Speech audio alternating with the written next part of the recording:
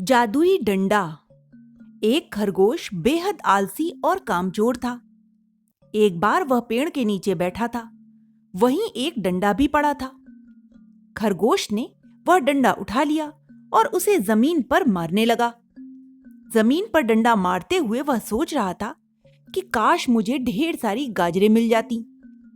अभी उसने यह बात सोची ही थी कि वहां गाजरों का ढेर लग गया। इतनी सारी गाजरें देखकर खरगोश फिर सोचने लगा, कहीं यह जादुई डंडा तो नहीं।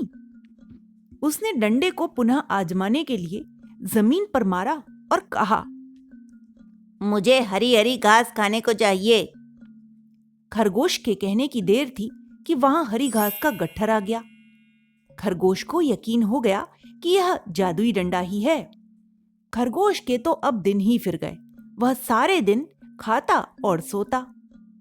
एक दिन उसके मन में ख्याल आया कि उसके पास खाने की भले ही कोई कमी नहीं है, परंतु वह बड़े जानवरों से अभी भी असुरक्षित ही है। वह काफी देर तक सोचता रहा। फिर उसके दिमाग में एक बात आई। उसने जमीन पर डंडे को मारा और कहा, मुझे शेर बना दो और जंगल के राजा शेर को खरगोश। पलक झपकते ही खरगोश शेर बन गया। शेर बनते ही वह खरगोश शेर की गुफा में गया और वहां शेर से खरगोश बने शेर को भगा दिया और उसमें स्वयं रहने लगा।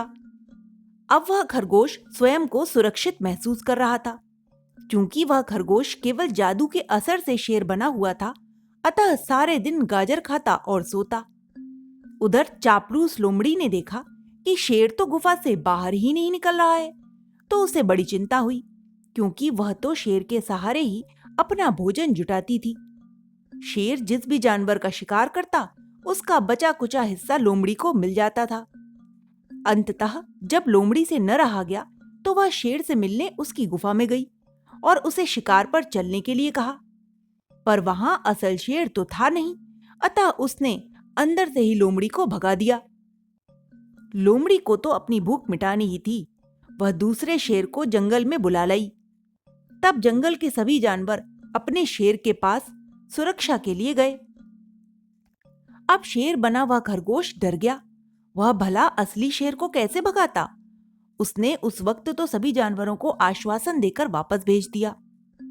जब सब जानवर चले गए, तब खरगोश ने सोचा कि अपने वास्तविक रूप में ही जीवन व्यतीत करना बेहतर है। जो काम शेर का है, वह शेर ही कर सकता है। उसने जादुई डंडे को जमीन पर मारा और स्वयं को वापस खरगोश और शेर को शेर के रूप में बनाने के लिए कहा। खरगोश बनते ही वह शेर की गुफा से तेजी से निकलकर भाग गया और अपने साथी खरगोशों के झुंड में ही रहने लगा। कथा का सार यह है कि प्रकृति की लीला विचित्र है। उसने हर कार्य के नियम सिद्धांत तय कर रखे हैं। जो भी इसके विरुद्ध काम करता है, उसे दंड भोगना ही पड़ता है। खरगोश ने भी इस नियम को भंग किया और जब इसके कुफल सामने आए तो उसने तौबा कर ली।